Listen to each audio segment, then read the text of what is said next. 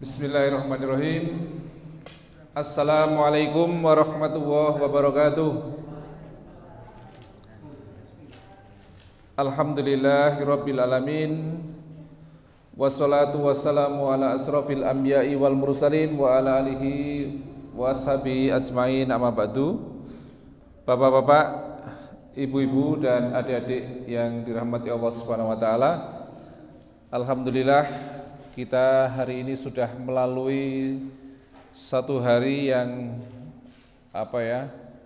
ini hari ini hujan terus ya dari pagi ya. Alhamdulillah, jadi tambah seger ya, tambah seger. Biasanya panas terus. Oke. Kalau panas kan agak lemes ya. Kalau hujan tambah seger. Ya. Sholawat dan salam semoga senantiasa tercurahkan kepada uswah kita, nabi kita, panutan kita Muhammad sallallahu alaihi wasallam, ya, kepada keluarganya, kepada para sahabatnya, dan semoga kita selalu istiqomah di dalam mengikuti petunjuk Rasulullah dan bersemangat di dalam mendakwahkan sunnah-sunnahnya. Bapak, Ibu dan adik sekalian, ada sebuah hadis dari Abdullah bin Umar radhiyallahu anhuma. Ya. Ini biar tahu nggih, ada sahabat yang radhiyallahu an. Ada radhiyallahu anhuma. Ya, kalau radhiyallahu anhuma itu artinya bapaknya sahabat ini juga sudah muslim. Ya. Nah, beliau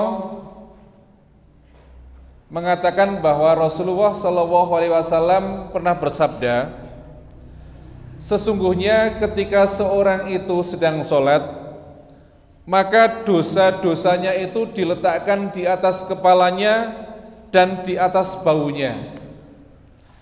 Kemudian ketika seorang itu rukuk dan sujud, maka dosa-dosanya itu jatuh berguguran. Saya ulangi.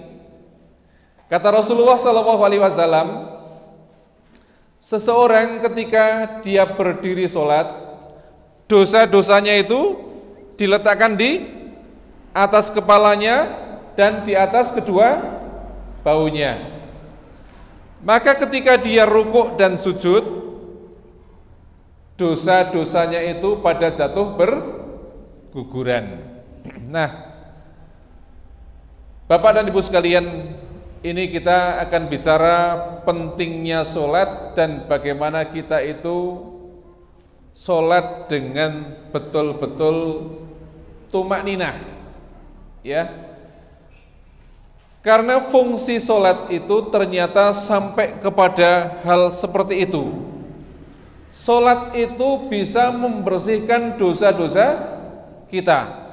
Bagaimana seorang yang sholat dari satu ke waktu, dari zuhur ke asar, dari asar ke maghrib, maghrib ke isya, isya ke subuh, subuh ke zuhur, dan seterusnya itu, seorang itu tidak pernah luput dari yang namanya berbuat dosa.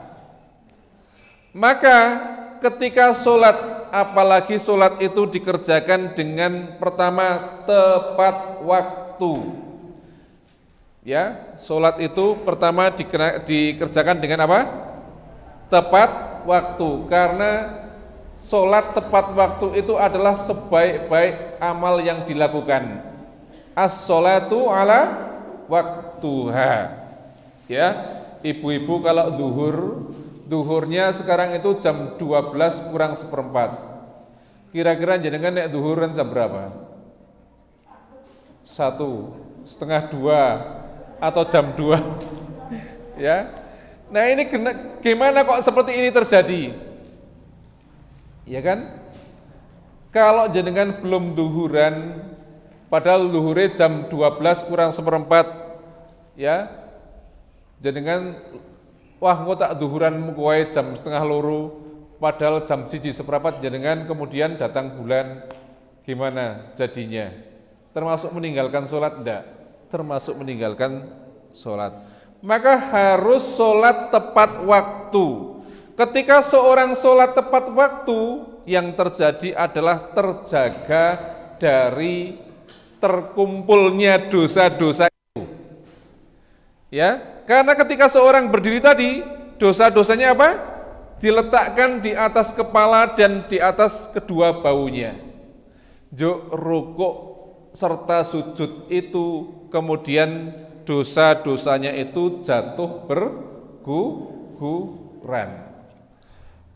Bisa dibayangkan kalau kemudian rukuk wae ming gini, ya, urung ngasih ndonga wis gini, ya, urung ngasih ngadeg jejeg wis sujud, ya ora bener. Bagaimana kita akan menggugurkan dosa-dosa kita, ya. Ini nek kita bahasanya bahasa opo anane wae sing dilihat di mata, ya kan?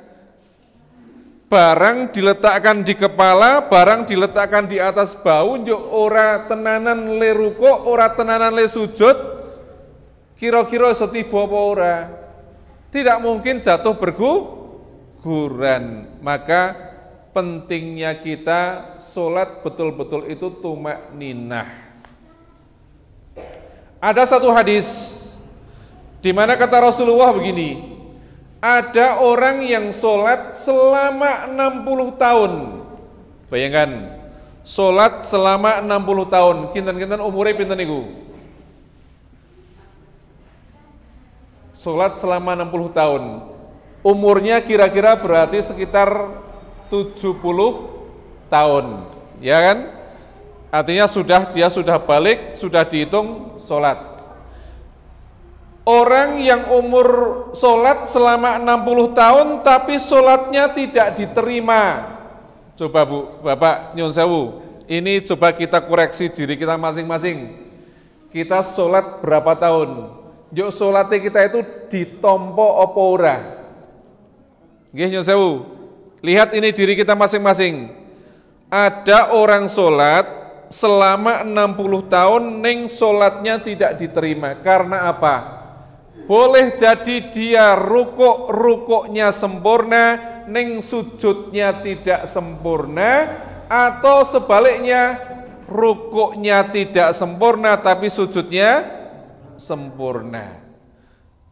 Lawong rukuke sempurna, sujudnya ora sempurna we, ora ditampa salate, apa meneh kok rukuke ora sempurna, sujudnya ora sempurna. Rukuk baru gini, ya. Sami Allahu liman hamidah, langsung gini. Kaya ming gerakan-gerakan kaya olahraga tok itu, jungkat-jungkit, ya. Itu tidak diterima. Dan bagaimana sebuah barang yang di sini kalau dosa itu dikatakan barang akan bisa terjatuh berguguran kalau ngadeg urung sempurna, wis kemudian kita lakukan sujud urung ngasih rampung, artinya dosane urung berguguran wis. Kemudian duduk lagi, duduk urung ngasih jejeg, ya, boyoke urung ngasih jejeg, sudah sujud lagi dan seterusnya begitu. Artinya memang dia itu tidak dihitung sholat. Bagaimana dia akan dihitung sholat? Bagaimana dia akan menggugurkan dosa-dosanya yang ada di atas kepala dan di atas baunya kalau sholatnya wae ora bener? Maka betullah kata Rasulullah, ya, sholat 60 tahun sholat umure piro? Umure sekitar 70. Orang 60 tahun sholat tapi sholatnya ora ditompo. Ini ngeri banget kita ini kemudian sekarang sholat masih model begitu. Ada enggak jamaah kita nyuwun sewu? Nyuwun sewu pentingnya ngaji, kemudian pentingnya kita tahu ilmu, kemudian sholatnya ora sembarangan, ya kan? Sholatnya isih kaya cah cilik nyuwun sewu. Sholatnya isih kesusu, sholatnya isih pengen cepet, ya. Yuk dadine malah ora sholat. Awake kaya sholat ning ora ditampa late itu yang dimaksud oleh Rasulullah, ya, karena rukuknya mungkin sempurna, sujudnya tidak sempurna, atau sebaliknya rukuknya tidak sempurna, sujudnya tidak sempurna. Sempurnanya apa? Sempurnanya adalah dengan tumakninah, gerakannya benar. Nek rukuk ya betul-betul ini dikatakan nek ono barang di sini tidak jatuh. Gitu nggih Bapak Ibu, mudah-mudahan kita selalu memperbaiki salat kita dan salat kita diterima Allah Subhanahu wa taala dan dosa berguguran. Kita akhiri nggih. Subhanaka wahumma wa bihamdika asyhadu alla ilaha illa anta astaghfiruka wa atubu ilaik. Wassalamualaikum warahmatullahi wabarakatuh.